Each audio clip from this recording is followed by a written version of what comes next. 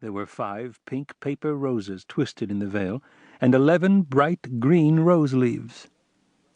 There were new white cotton gloves upon her hands, and as she stood staring about her, she twisted them together feverishly. It was almost too much for her. You could see the pain of too great emotion in her face, and all the tremor of her form. She was so young, not quite 16, and small for her age, a mere child, and she had just been married. And married to Jurgis, of all men, to Jurgis Rudkus, he with the white flower in the buttonhole of his new black suit, he with the mighty shoulders and the giant hands. Ona was blue-eyed and fair, while Jurgis had great black eyes with beetling brows, and thick black hair that curled in waves about his ears. In short, they were one of those incongruous and impossible married couples with which Mother Nature so often wills to confound all prophets, before and after. Jurgis could take up a 250-pound quarter of beef and carry it into a car without a stagger, or even a thought.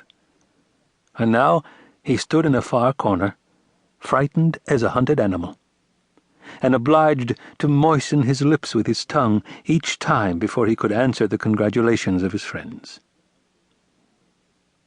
Gradually there was effected a separation between the spectators and the guests, a separation at least sufficiently complete for working purposes.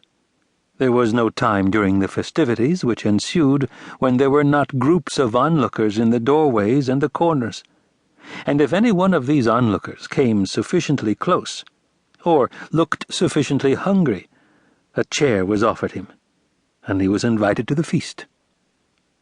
It was one of the laws of the Veselya that no one goes hungry, and while a rule made in the forests of Lithuania is hard to apply in the stockyards district of Chicago, with its 250,000 inhabitants, still they did their best, and the children who ran in from the street, and even the dogs, went out again happier.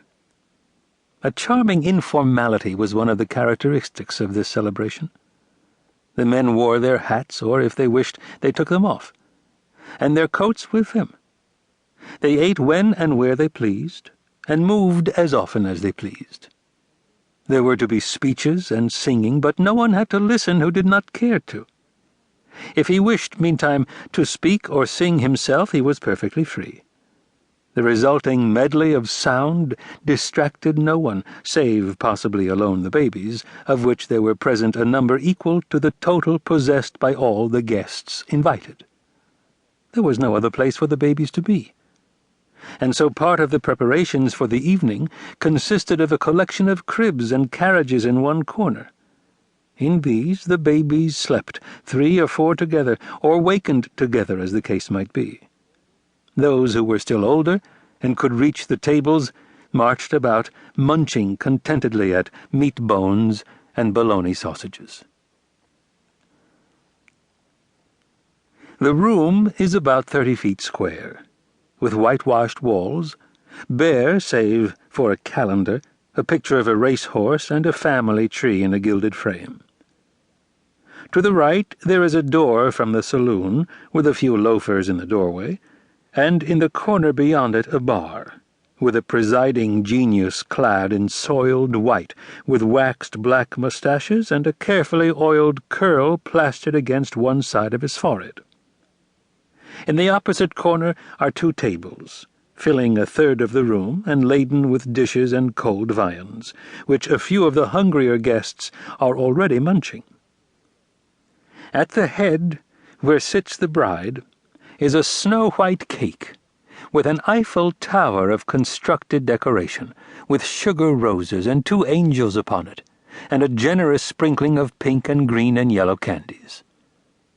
Beyond opens a door into the kitchen, where there is a glimpse to be had of a range with much steam ascending from it, and many women, old and young, rushing hither and thither. In the corner to the left are the 3 musicians, upon a little platform, toiling heroically to make